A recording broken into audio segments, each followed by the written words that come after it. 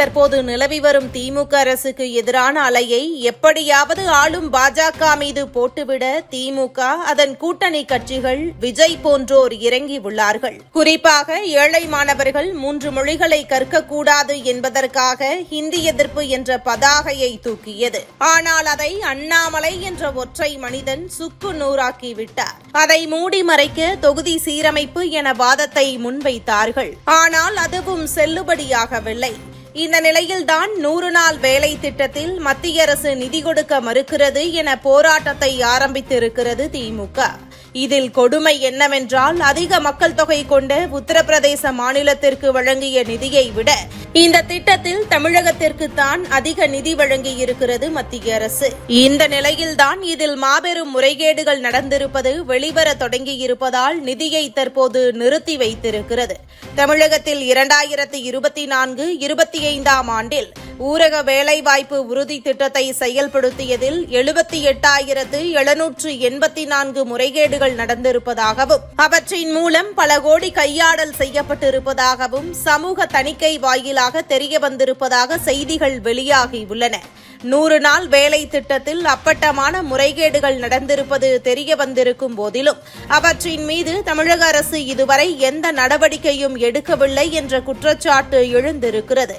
ஊரக வேலை திட்டத்தின்படி பணிக்கு வராதவர்களுக்கு ஊதியம் வழங்கப்பட்டுள்ளது என்பதுதான் முதன்மை குற்றச்சாட்டு ஆகும். லட்சக்கணக்கானோருக்கு அவர்கள் செய்த பணியின் அளவு அதிகரித்து காட்டப்பட்டு பணம் வழங்கப்பட்டதாக கணக்கு சுட்டிக்காட்டப்பட்டிருக்கிறது.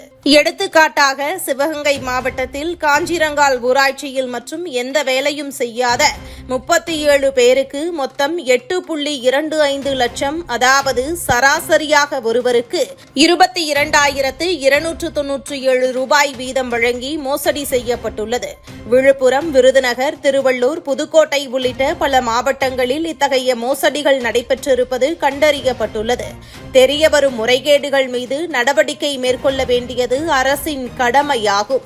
ஆனால் தமிழக அரசு இதுவரை எந்த நடவடிக்கையும் எடுக்காததன் மூலம் முறைகேடுகளில் ஈடுபட்டவர்களை பாதுகாக்க முயல்கிறது என்பது உறுதியாகியிருக்கிறது. தமிழ்நாட்டில் நடந்த 78,784 முறைகேடுகளில் 6,302 புகார்கள் மீது மட்டும்தான் தமிழக அரசு நடவடிக்கை எடுத்திருக்கிறது.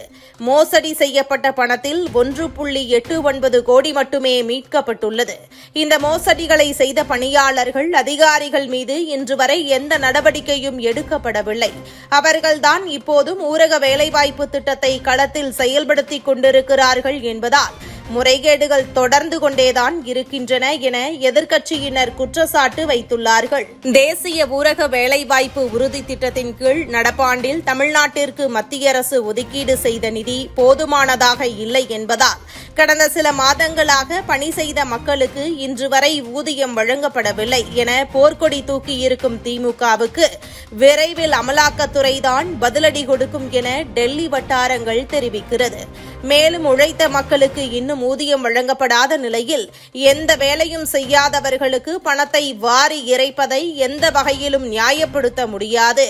ஊரக வேலை உறுதி திட்டம் கிராமப்புற மக்களின் வாழ்வாதாரத்தை பெருக்குவதற்காக கொண்டுவரப்பட்ட உன்னத திட்டமாகும். ஆனால் அது இன்றைய ஆட்சியாளர்களால் ஊழல் திட்டமாக மாறியிருக்கிறது. இதுபோன்ற முக்கிய நிகழ்வுகள், அரசியல் தகவல்களை ஆழமாக மாறுபட்ட கோணத்திலும் அறிந்து கொள்ள மறக்காமல் உங்கள் TNS24 டிஜிட்டல் பக்கத்தை பின்பற்றிக் கொள்ளவும். உங்கள் ஒவ்வொரு ஆதரவும் இதுபோன்ற பல நிகழ்வுகளின் பின்னணியை அறிய உதவும்.